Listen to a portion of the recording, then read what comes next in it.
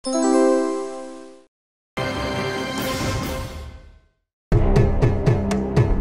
হে দৌড়চ্ছ যে? আরে কালো নদীতে আবার সেই একই ঘটনা ঘটেছে। আবার? এখনই চলুন রাজামশাই, এবারেও রাখা গেল না, গিলে নিল কালো নদী।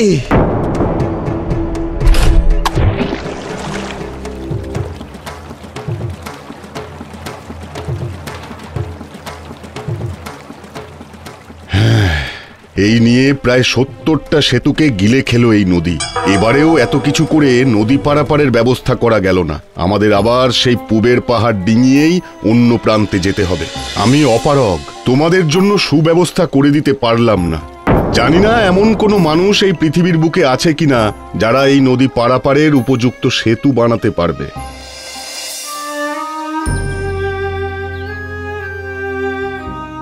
আমার এই শেষ সময় আমি চাই তোমরা আমার এই শিল্পের ধারাকে সততার সাথে এগিয়ে নিয়ে যাও, যা শুধু শিল্প হয়েই নয়, মানুষের উপকারেও যেন কাজে লাগে।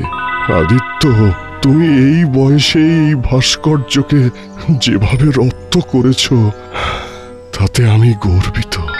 উষাকেও সামলে রেখো।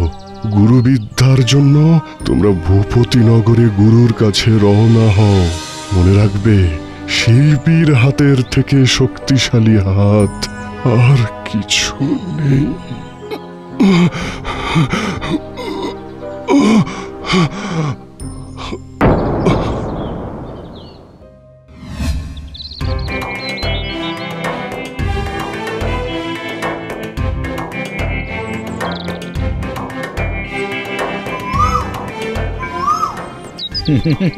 বাহ, তুই যে দেখি বেশ নকল করতে পারিস। এরকম নিখুঁত নকল করার ক্ষমতা কিন্তু সকলের থাকে না, বুঝেছিস?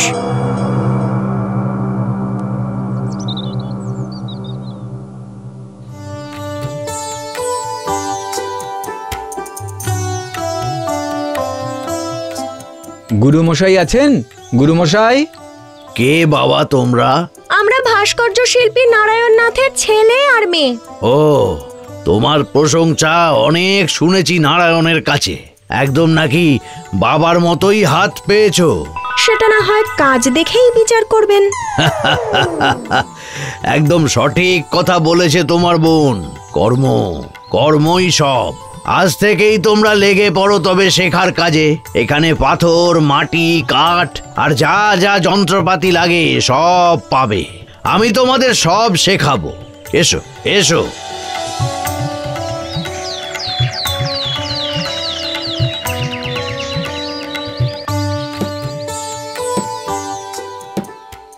আহ, অপূর্ব আদিত্য, অপূর্ব।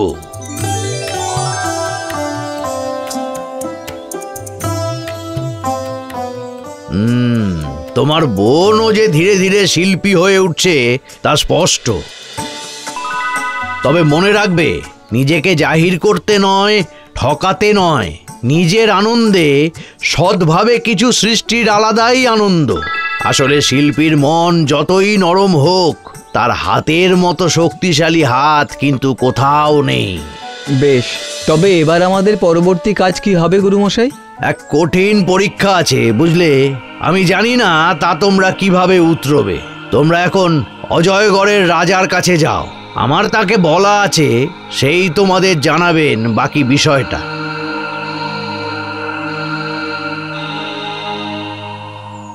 ভালো থেকো, ভালো থেকো।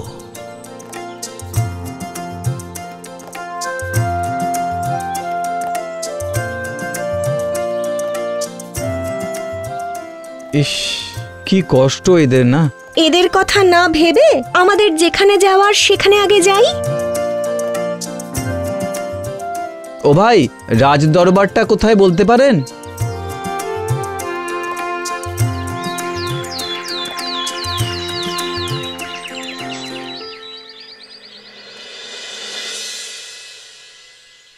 আপনি এত ভেঙে পড়বেন না মহারাজ, ঠিক কিছু না কিছু একটা ব্যবস্থা হবেই। আর ব্যবস্থা বাণিজ্যের বিপুল পরিমাণ সামগ্রী আগামীকাল পৌঁছতে হবে পাশের নগরে, আর সেতু ভেঙে পড়ায় সহজ পথ বন্ধ হয়ে গেল। সেই আগের মতো পাহাড় ডিঙিয়ে নিয়ে যেতে হবে সব। আমার প্রজাদের কি অমানবিক কষ্ট হবে বুঝতে পারছো? আজ যদি কেউ...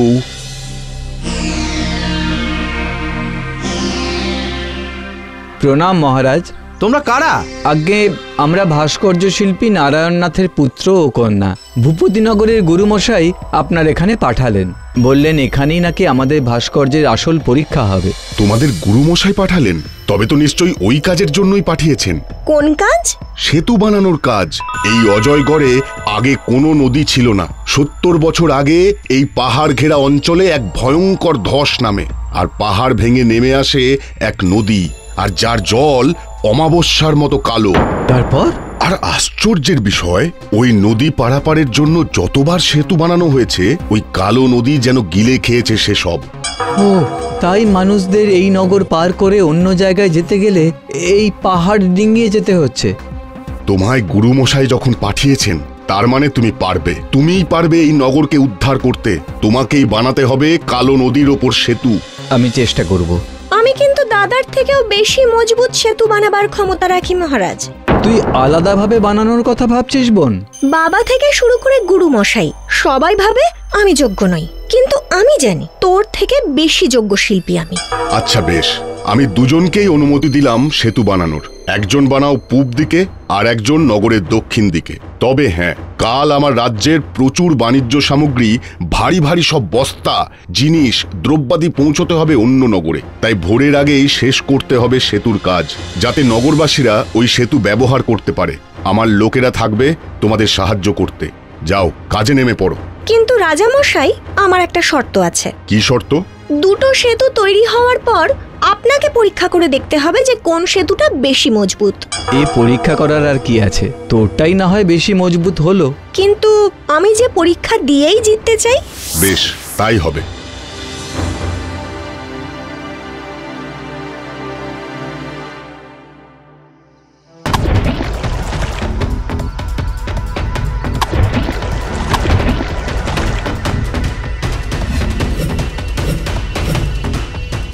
এই যে শোনো, দেখে এসো তো দাদার সেতু বানানোর কাজ কতটা এগোলো।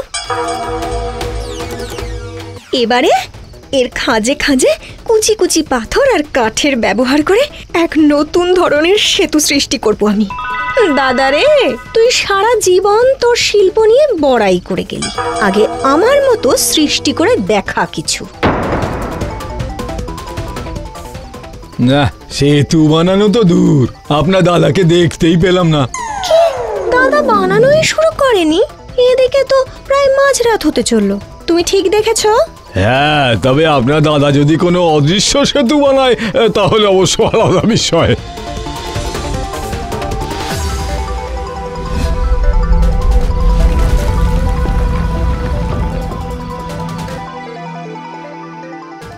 কি অপূর্বই না লাগছে।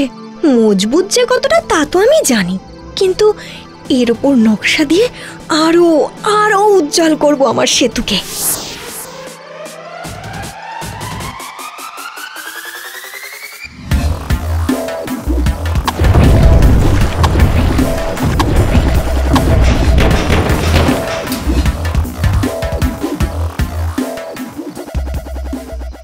এখনো অর্ধেক সেতুই বানাতে পারলো না। এর ওপর নাকি আবার আমার মতো কারুকার্য করবে। সকাল হতে আর বেশি দেরি নেই, তবে সকালকে আরো তাড়াতাড়ি ডেকে দেবার মতো একটা বুদ্ধি আমার মাথায় এসেছে। আরে, ভোর হয়ে এলো। ও ভাই, তোমরা আরেকটু কষ্ট করে হাত চালিয়ে নাও। জানবে, এই সেতু যদি আমরা গড়তে পারি, এ আমাদের সকলের সাফল্য।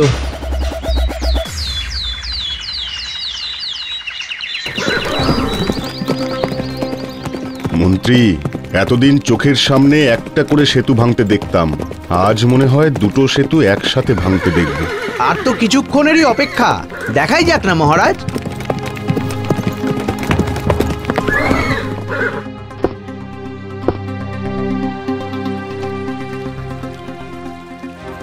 এ যে অত্যাশ্চর্য শিল্প বানিয়েছো তোমরা, তোমরা মহান। এখনো গিলতে পারেনি এই নদী, আমি আর মন্ত্রী দুই সেতু দিয়ে প্রথম হেঁটে আমার নগরের সমস্ত মানুষের ভয় কাটাবো। চলো মন্ত্রী।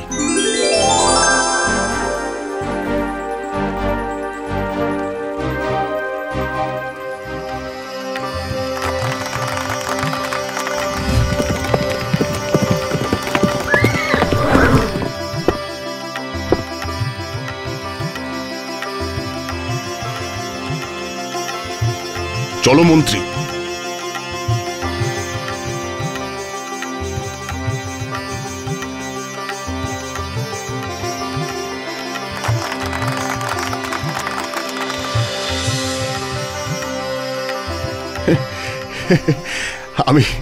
আমি যে কি বলে ধন্যবাদ জানাবো তোমাদের। কিন্তু রাজামশাই, আমার শর্তটা? আমার মনে আছে আমি ঠিক করেছি দুটো সেতুতেই সমান ওজনের দুটো মাল বোঝাই গাড়ি এ প্রান্ত থেকে ও প্রান্ত যাবে, আবার ও প্রান্ত থেকে ফিরে আসবে। যে সেতুতে ভাঙন ধরবে না সেই সেতুই বেশি মজবুত।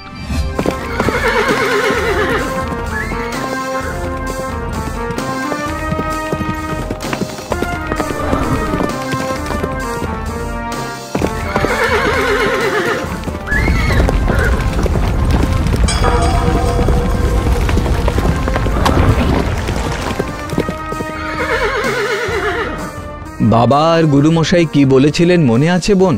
বলেছিলেন শিল্পীর হাতের মতো শক্তিশালী হাত আর কিছুই নেই। আজ আমি বুঝেছি, আসল শিল্পী তুই রে দাদা। যে বড় স্রষ্টা, অন্যের থেকে এগিয়ে যাওয়ার জন্য সে সৃষ্টি করে না। ধুর, বোকা বোকা কথা। তোর মতো এত ভালো কারুকাজ আমি করতে পারি নাকি? শোন, তার চেয়ে তুই আমার সেতুতে নকশা এঁকে দিস, আর আমি এই সেতুটা আরো একটু না হয় মজবুত করব, সবাই হাতে হাত মিলিয়ে। কে, তাই তো? আজ আমার নগর কালো নদীর ধ্বংসলীলা থেকে মুক্তি পেল। আজ থেকে নগরের সমস্ত বোঝা বওয়ার কষ্ট তোমরা যেভাবে মেটালে তার জন্য আমি তোমাদের কাছে আজীবন ঋণী থাকব। রাজামশাই, এবার তবে আমাদের ছুটি দিন, দেখি আবার একসাথে মিলে কোথায় সৃষ্টির আনন্দে নিজেদের ভাসাতে পারি।